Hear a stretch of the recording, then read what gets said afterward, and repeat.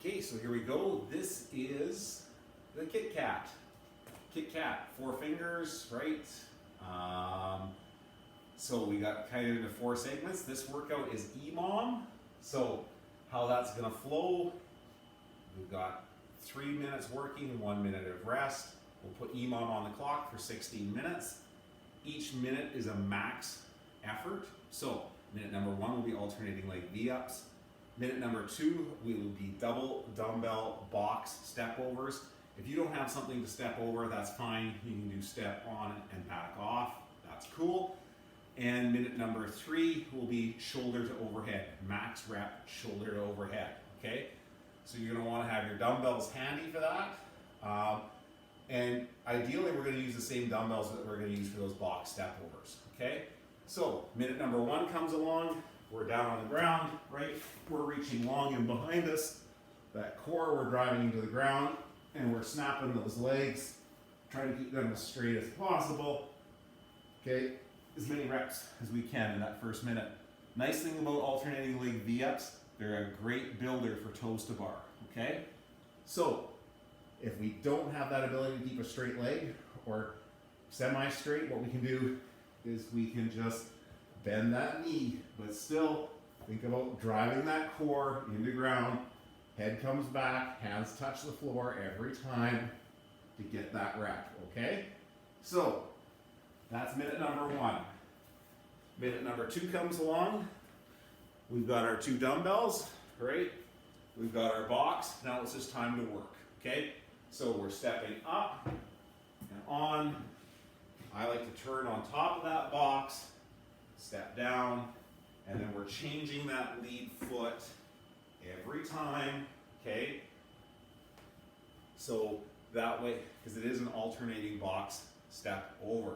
Now the other thing too is if you find that you're getting dizzy, so if you put your right leg ahead and you pivot to your right, okay? Bringing it down, bring that left leg up, pivot to the left, come back down. It's going to help with that dizzy feeling as opposed to always pivoting the same direction, okay? Just a nice little tip, and that really applies to when we're doing burpee box jumps. Trying to change your pivot, even if we're talking over a barbell onto a box, that way we don't get dizzy, okay? So that's minute number 2, as many box step overs as possible. Minute number 3, we get our dumbbells on our shoulders. Your choice. Push jerk, push press, strict press, okay? It's a shoulder to overhead. However you want to get those dumbbells overhead, doesn't matter. Now, big thing is if you're using a push press or a push jerk, we get to use the big muscles. If we're going strict, right, and we're not using those legs at all, it's going to gas arms really fast. Although that being said, your legs are going to be tired from that box. The other standard that we're looking for though is when we're doing that push press, okay, or strict press, okay, it's here.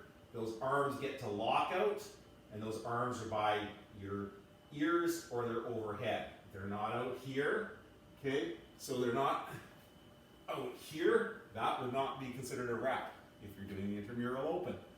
Just passing on some tips along the way. And we know we've got another judge out there. If I'm wrong, she can correct me. So that's minute number 3, as many dumbbells shouldered overhead as possible. Minute number 4, grab your drink, rate your reps, get ready to repeat that 3 more times. Good luck. Hard, steady pace. That's your goal here. Keep working, okay? Go at a pace that lets you keep working for a minute. If you're doing those shoulder to overhead, break them up on 5s, right? Don't go until failure and then be stuck and only get 1 or 2 more, okay? But you still should pick a challenging dumbbell today.